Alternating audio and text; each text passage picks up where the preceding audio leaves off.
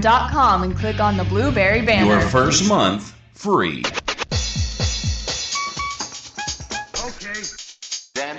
Hey, I'm Chris Top. And I'm Allie Top. Of the Chris Top program. We wanted to take just a minute to tell you about Hey Sugar Shop. Oh gosh, those slutty truffles were so good. You should know, you ate most of them. That is a total lie, Mr. Top. I shared. I didn't want you to put me in the doghouse. Oh, the chocolate, the fudge, the cheesecake. I was smitten. I didn't know the true meaning of smitten until I had cookies from Hey Sugar Shop. Cookies with our logo on them. I have to admit, our logo makes the perfect cookie, and they did such a great job with it. It was super cool. And have you seen what they can do with everybody else's logo on the website? They should hang those cookies up in an art museum. Maybe as long as you can eat them at the end of the day. Take some time, explore the website, heysugarshop.com. Or on Twitter at HeySugarShop. Your mouth will water once you see the picture of those slutty cheesecake truffles. You seriously just ate all the cookies, didn't you?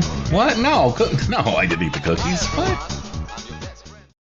You're absolutely positively in the right place. This is the Chris Top program. And guess what? We do not take you for granted, because I realize there's a million other things you could be doing, but guess what? You chose to listen for us for some unknown reason. I have no clue why you want to listen to us. But anyway, you are, and that really does mean a lot. Now, I'm getting a few tweets in, too. Tweet. This is from Ashley Wineland. She says, great shows today, Chris. Please tell your guest I admire their courage for telling their stories and the help their something, and then it cut me off because I'm not looking at the actual tweets. I'm looking at, but it's good stuff. It's good stuff, and I want to thank Ashley. Use your phone. Hey, look, I'm sorry. Okay, I can't multitask. You suck. Just be nice to me, would you please, just for once? Okay, now so we're back to Stephanie. If you just tuned in, an absolute lifelong struggle, thoughts of suicide, and some pretty dark things going on in Stephanie's childhood for sure. And if you missed any part of it, you can always go back and listen to the beginning of the show later on once it's over. So you got to your 30s, you're just in party girl mode, and I guess were you doing it just because you just wanted to die? Or was it like an escape for you? It kept you from thinking about it? I mean, why did you hit that stage in your life? I think that it was just a multitude of things. I don't think I ever had a childhood. So when I got married at 18, and you're just kind of like, oh, I'm free, and then there's a part of you that is free, but at the same time you're struggling with all these.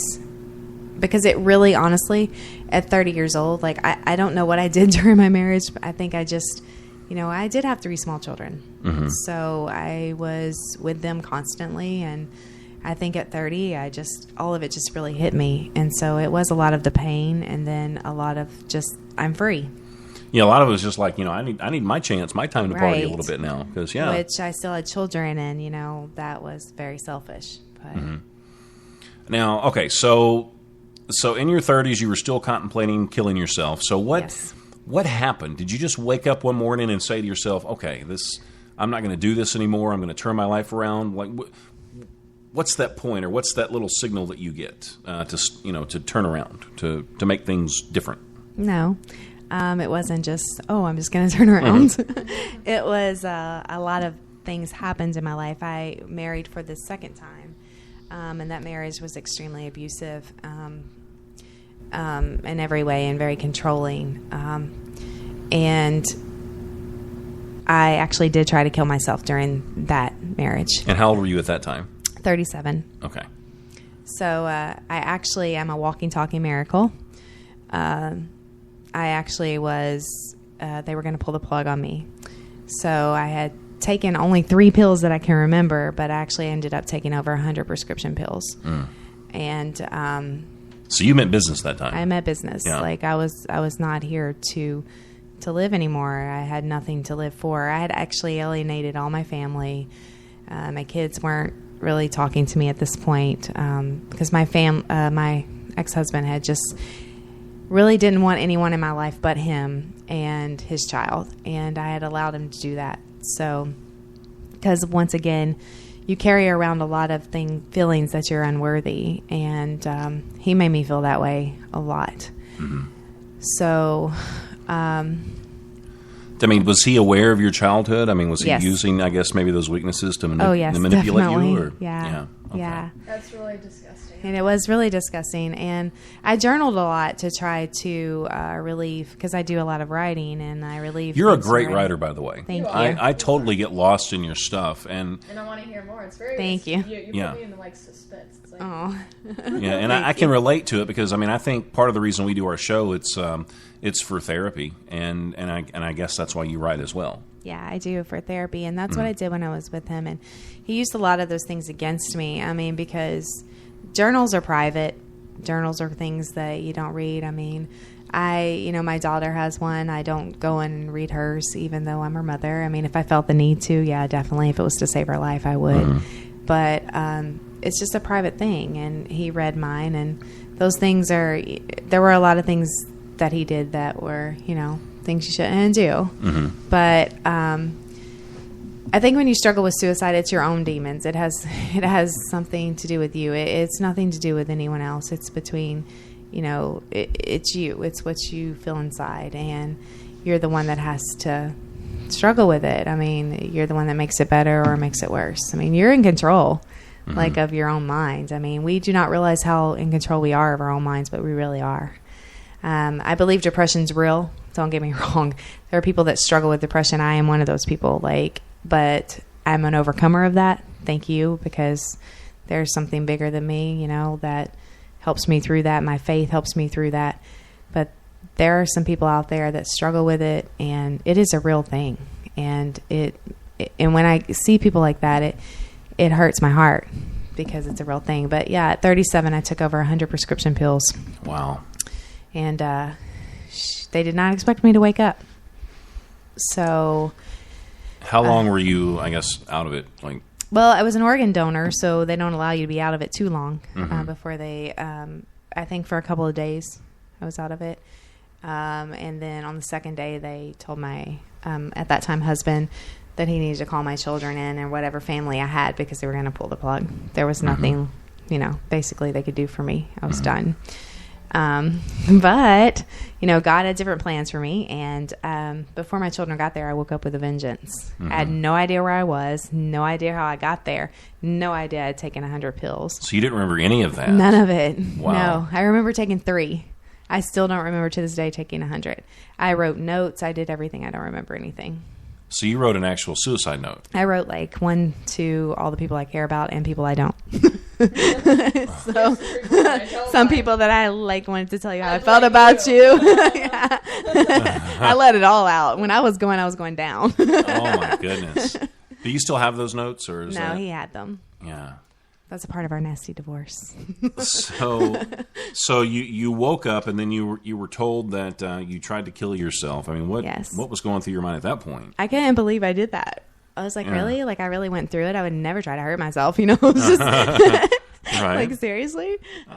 Because inside of me, there was still this will to live. That was what was so crazy to me, that I only remember taking 3 pills, and there was a will to live still. And so I know that when I woke up, it definitely was, it was God that woke me up. I mean, and if you're out there and you don't believe in God, that's okay. I still love you. I don't care. But I know for me, it's God, and he woke me up, and he had something he wanted me to do bigger in my life. So Now, was that the last time?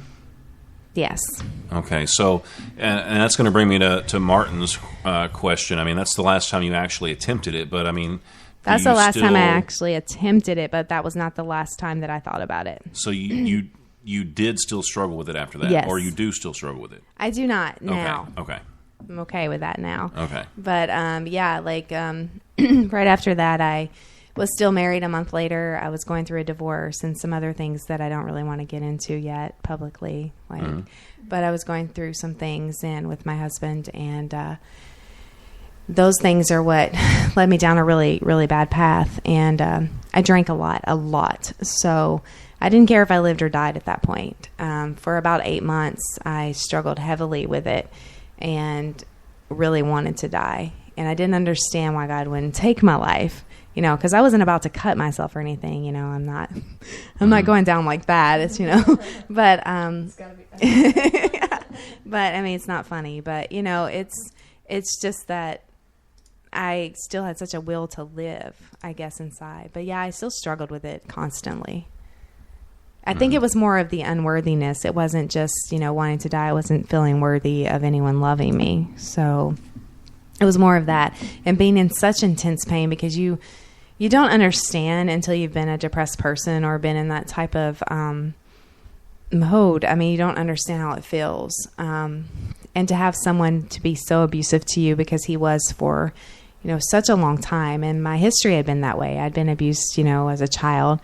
And, my first marriage wasn't that great. And I won't say it was all him or all me. It was, a little of both. But the second marriage was terrible. It was the most traumatic thing I probably have, besides my childhood, ever endured in my life. Mm-hmm.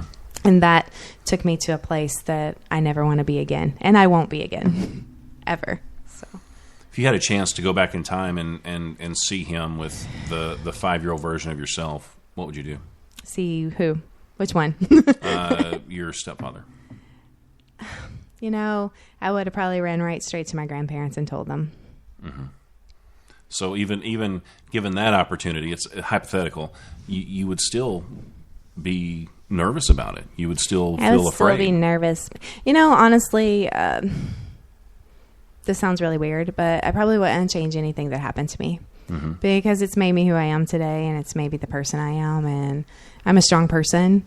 I've been through a lot, but I'm not a victim. I'm not a victim. And that is the one thing. Someone said that to me when I was trying to cope with everything and get through everything. They were like, don't be a victim. I got so mad, when they said that. And I'm like, I'm not a victim. I'm a strong person, but I really was playing a victim. Mm-hmm. But if I could speak to anyone out there, don't play the victim. You're in control of your life. Get up and overcome it. Mm-hmm. You're letting them win by, beating yourself up or abusing yourself or taking your own life. Mm-hmm. Your life is worth too much.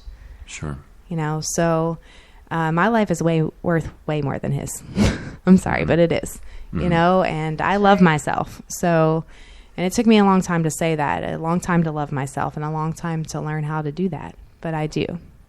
And I know you, and I know you've probably got one of the biggest hearts of anybody I know. I mean, you're more than willing to help people and to smile at people when maybe you don't even want to smile at them. You do it anyway. With that being said, looking back at your stepfather, have you reached a point in your life yet, or will you ever reach a point in your life where you can forgive him? I have forgiven him, but I don't forget it. Sure. Yeah. Sure. I've forgiven. That you really can't forget. Yeah, and I learned through my walk in my in my Christian faith that you forgive, but you don't have to forget, and you do not have to associate with that person. Mm-hmm. Because you're better than that. I am better than that. that. Garbage, no, that trash in your life. No, not at all. What's your main reason? And this is a question from the chat. What's your main reason in life now, or to live for? What do I live for? Mm-hmm. Well, there are many things, but I live for, I talk a lot about God, but I do love him, and he changed my life, and he absolutely restored everything that I had lost. I have 3 beautiful children, 2 sons and a beautiful daughter. I have a beautiful daughter-in-law, and God has brought, a wonderful man to my life. So, and who is this man? His name's Jason. Can I pry? Yeah. Jason. And he's absolutely wonderful. So, I mean, I heard he cuts your grass. He does. He mowed my grass today while I was at work. Wow. He's awesome. So if Jason's not busy, he can probably come, cut mine sometime. Hey, I can maybe talk him into it. Just smile at him real pretty. Hey, Jason. He's pretty awesome. But if I can just say one thing, Chris, it's there are so many women out there that don't understand how worthy they are, and even men too. Like, you are so worthy of so much love, and for me, I think that's the thing I live for is to speak up for those people that don't understand it, that don't understand how worthy they are to be loved. And there are times I will not say my life is perfect, because it is far from it. Oh, your life's a mess. It's a mess sometimes. It's a hot mess sometimes. But you know what? I wouldn't want to imagine my life without you in it now, though. I really wouldn't. You. And I'm so glad that you were strong enough to overcome these things. Yeah, and I mean... And I bet there's 2 other people in this room that could say the same thing I said, too. So. Yeah. All right, now go ahead. But, I mean, you just have to be an overcomer. And, I mean, it's hard. And there are days like, my grandma just passed, and she was For me, the person I loved